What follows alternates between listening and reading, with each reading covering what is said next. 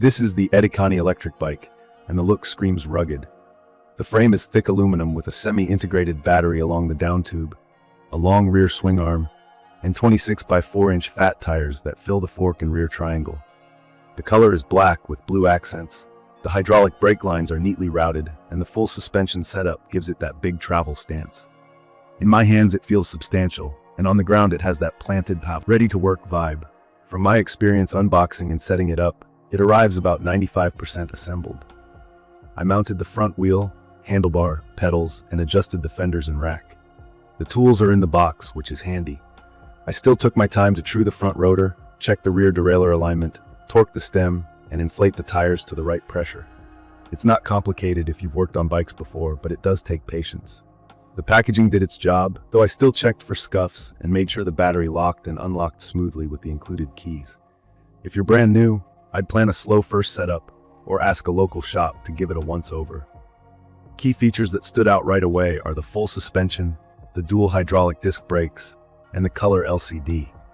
Full suspension means there's a shock up front and a shock in the rear, so the bike soaks up bumps from both ends. The lockout on the fork lets me twist a dial to make the fork firm for smooth roads, so I don't waste energy bobbing while pedaling.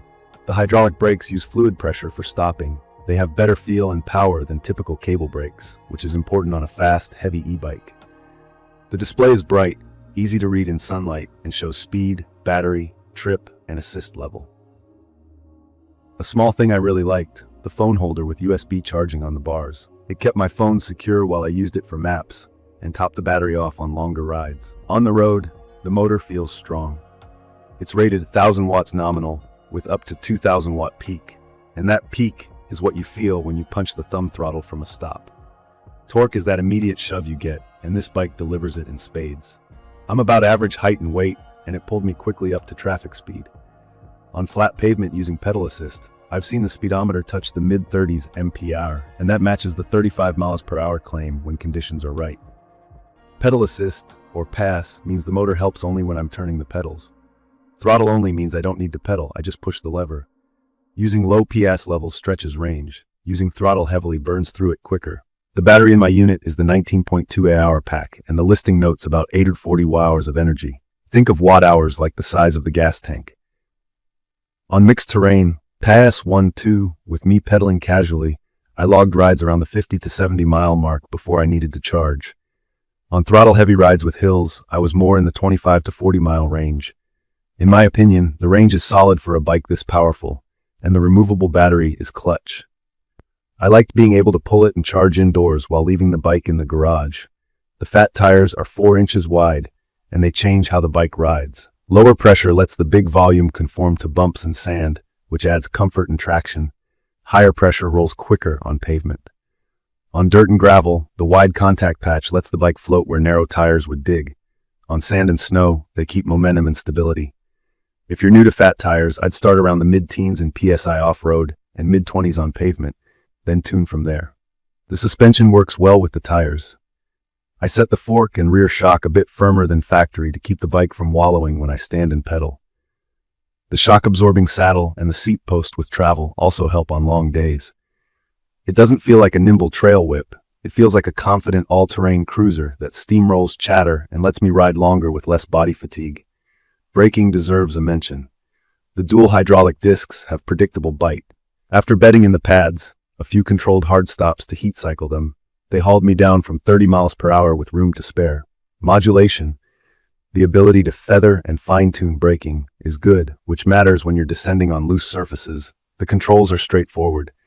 Shimano 7-speed shifting is familiar, and the thumb throttle is easy to reach without moving my hand. The light package is better than I expected. The headlight throws a clean beam, and the rear tail light can change colors and patterns with a button, which is great for visibility. The horn is loud enough to get attention in traffic. The rear cargo rack is stout and makes carrying a bag or small groceries simple. Full fenders do their job in rain and mud. Small details like the kickstand placement, clear of the crank when backpedaling, show that someone thought through daily use. There are a few trade-offs. The bike weighs a little over 60 pounds. That stability is awesome while riding, but it's a handful if you need to carry it upstairs or lift it onto a tall car rack. The frame size and overall stance favor average to taller riders. Shorter riders can still make it work with seat adjustments, but the bike's footprint is big and it feels long and tall.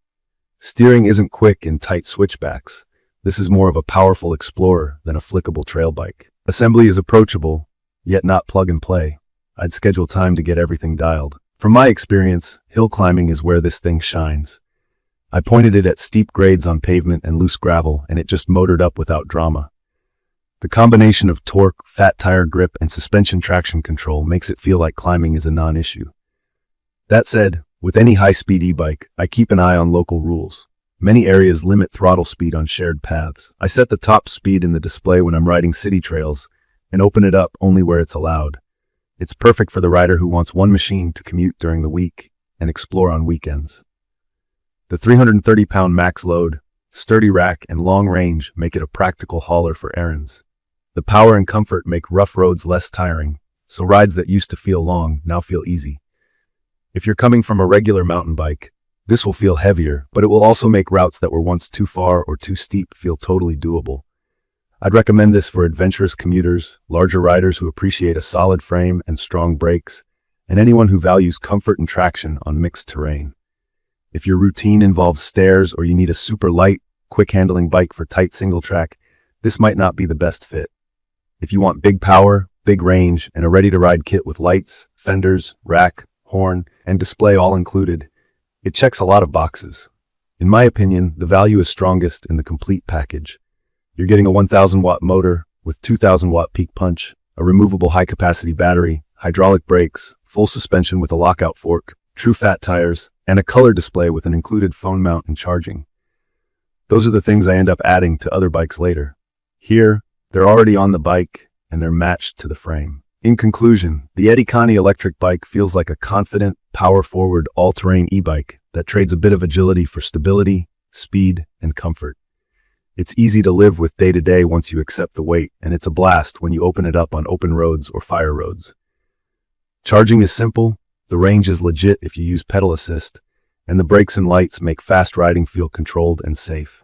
I've had a lot of fun with it, and I'm planning more mixed surface rides because it makes those long routes feel shorter.